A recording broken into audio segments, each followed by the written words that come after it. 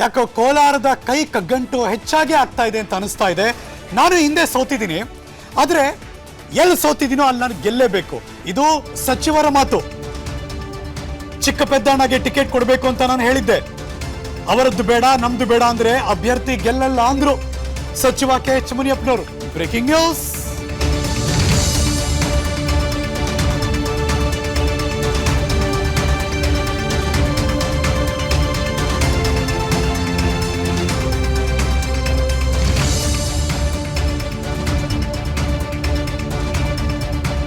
ದೊಡ್ಡ ದೊಡ್ಡ ನಾಯಕರು ಬಂದು ಮೀಟಿಂಗ್ ಮಾಡಿದ್ರು ಕೂಡ ಯಾಕೋ ಬಗೆಹರಿಯುವ ಲಕ್ಷಣ ಕಾಣಿಸ್ತಿಲ್ಲ. ಕೋಲಾರದ ಕೋಲಾಹಲದ ಕತೆ. ನನ್ನ ಮನಸ್ಸಿಗೆ ಬೇಜಾರಾಗಿದೆ, ನನ್ನ ಮನಸ್ಸಿಗೆ ನೋವಾಗಿದೆ, ನನ್ನ ಮನಸ್ಸಿಗೆ ಆಘಾತ ಆಗಿದೆ. ಇದು ಮುನಿಯಪ್ಪನವ್ರ ಮಾತು. ರಮೇಶ್ ಕುಮಾರ್ ಅವರನ್ನ ಕೂರಿಸಿ ಸಿಎಂ ಚರ್ಚೆ ಮಾಡಬೇಕು.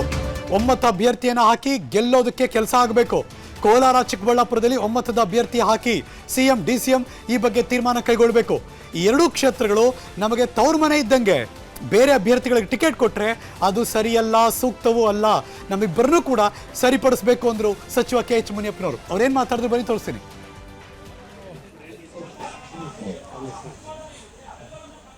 ಮತ್ತೊಮ್ಮೆ ಮನವಿ ಮಾಡಿದ್ದೇನೆ, ನನಗೆ ಅವಕಾಶ ಮಾಡಿಕೊಟ್ರೆ, ನಾನು ಕೇಳಿದಂಥ ಅಭ್ಯರ್ಥಿ ಕೊಟ್ಟರೆ ನಾನು ಗೆಲ್ಲಿಸ್ಕೊಡ್ತೀನಿ ಅನ್ನೋ ಭರವಸೆಯನ್ನು ಕೊಟ್ಟಿದ್ದೇನೆ. 30 ವರ್ಷದ ಪಾರ್ಲಿಮೆಂಟ್ ಮೆಂಬರ್ ಆಗಿ 7 ಸಾರಿ ಗೆದ್ದು ಆ ಕ್ಷೇತ್ರದಲ್ಲಿ ಯಾವ ರೀತಿ ಗೆಲ್ಲಿಸಬೇಕು ಅಂತ ನನಗೆ ಅರಿವಿದೆ. ಅದೇ ಕಾಲಕ್ಕೆ ಸರಿಯಾಗಿ ಎಲ್ಲರೂ ಒಟ್ಟಿಗೆ ಇರಬೇಕು ಅನ್ನೋದು ನನ್ನ ಭಾವನೆ ಇದೆ. ನಾವೆಲ್ಲರೂ ಒಟ್ಟಿಗೆ ಸೇರಿ ತೀರ್ಮಾನ ಮಾಡಿದಂಥ ಕಾಲದಲ್ಲಿ ನಾವೊಂದು ಮಾತು ಕೊಟ್ಟಿದ್ವಿ. ಯಾಕೋ ಕೋಲಾರದ ಕೈ ಕಗ್ಗಂಟು ಹೆಚ್ಚಾಗಿ ಆಗ್ತಾ ಇದೆ ಅಂತ ಅನಿಸ್ತಾ ಇದೆ. ನಾನು ಹಿಂದೆ ಸೋತಿದ್ದೀನಿ, ಆದರೆ ಎಲ್ಲಿ ಸೋತಿದ್ದೀನೋ ಅಲ್ಲಿ ನಾನು ಗೆಲ್ಲೇಬೇಕು. ಇದು ಸಚಿವರ ಮಾತು. ಚಿಕ್ಕ ಪೆದ್ದಣ್ಣಗೆ ಟಿಕೆಟ್ ಕೊಡಬೇಕು ಅಂತ ನಾನು ಹೇಳಿದ್ದೆ. ಅವರದ್ದು ಬೇಡ ನಮ್ದು ಬೇಡ ಅಂದ್ರೆ ಅಭ್ಯರ್ಥಿ ಗೆಲ್ಲಲ್ಲ ಅಂದ್ರು ಸಚಿವ KH ಮುನಿಯಪ್ಪನವರು. Breaking news.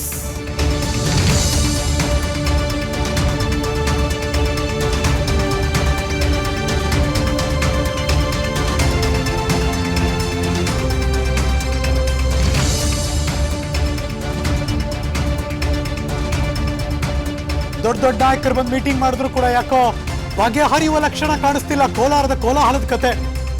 ನನ್ನ ಮನಸ್ಸಿಗೆ ಬೇಜಾರಾಗಿದೆ, ನನ್ನ ಮನಸ್ಸಿಗೆ ನೋವಾಗಿದೆ, ನನ್ನ ಮನಸ್ಸಿಗೆ ಆಘಾತ ಆಗಿದೆ. ಇದು ಮುನಿಯಪ್ಪನವ್ರ ಮಾತು. ರಮೇಶ್ ಕುಮಾರ್ ಅವರನ್ನ ಕೂರಿಸಿ ಸಿಎಂ ಚರ್ಚೆ ಮಾಡಬೇಕು. ಒಮ್ಮತ ಅಭ್ಯರ್ಥಿಯನ್ನು ಹಾಕಿ ಗೆಲ್ಲೋದಕ್ಕೆ ಕೆಲಸ ಆಗಬೇಕು.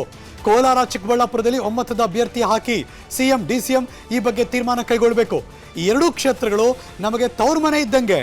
ಬೇರೆ ಅಭ್ಯರ್ಥಿಗಳಿಗೆ ಟಿಕೆಟ್ ಕೊಟ್ಟರೆ ಅದು ಸರಿಯಲ್ಲ, ಸೂಕ್ತವೂ ಅಲ್ಲ. ನಮ್ಮಿಬ್ಬರನ್ನೂ ಕೂಡ ಸರಿಪಡಿಸಬೇಕು ಅಂದರು ಸಚಿವ KH ಮುನಿಯಪ್ಪನವರು. ಅವ್ರೇನು ಮಾತಾಡಿದ್ರು ಬನ್ನಿ ತೋರಿಸ್ತೀನಿ.